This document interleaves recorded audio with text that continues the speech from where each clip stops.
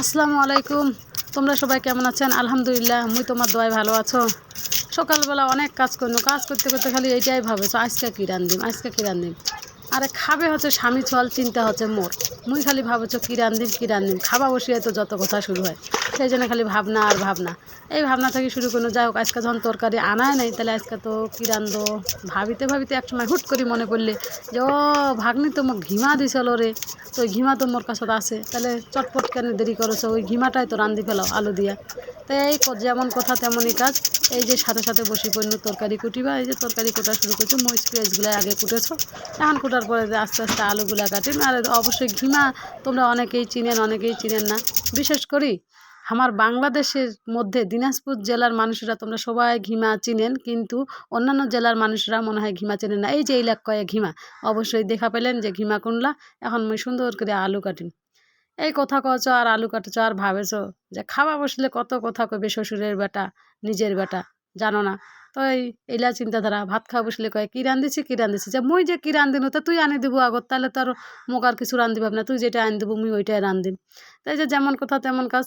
ঘিমা রান্ধেছ, এই যে ঘিমা ভাজিটা কীভাবে রান্ধেছ দেখি নাও। এই ঘিমা ভাজি কিন্তু খাইতে অনেক মজা, কিন্তু ঘিমা ভাজিত ভাই কী দেও না দেও জানো না। কিন্তু এক না রসুন জিরা আর তেলটা এক না বেশি দিবেন, কারণ ঘিমা ভাজির কিন্তু টেস্টে এই দুটা জিনিসেই। পেঁয়াজ অবশ্যই বেশি দিবার হয়, যেমন করলা ভাজি খালি পেঁয়াজ দেন রসুন দেন বেশি, তেমনি ঘিমাটা তো না পেঁয়াজটা বেশি দিবেন, না তেলের পরিমাণটা বেশি দিবেন। ভাতটা মাখিতে যেন ভাতটা মোলায়েম সুন্দর হয়। এই ঘিমার তরকারি দিয়ে ভাত কিন্তু খুবই মজা।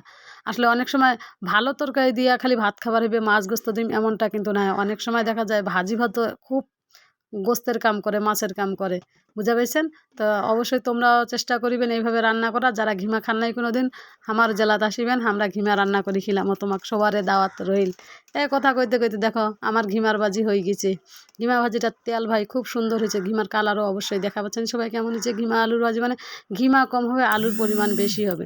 তো দেখাই পাচ্ছেন, এই যে কথা কইতে কইতে অবশ্যই ঘিমা আলুর ভাজি রেডি হয়ে গেল। এই যে ঘিমা আলু আমি আজার করে ফেলাছ ভাই, আমি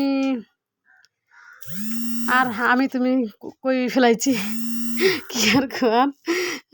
যাই হোক, এই যে আমার রেসিপি অবশ্যই দেখতে পাচ্ছেন আপনারা।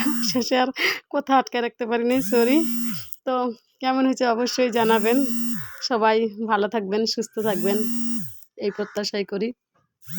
তো আর কি বলবো, বলার মতো কিছু নাই, এই আর কি। আল্লাহ হাফেজ।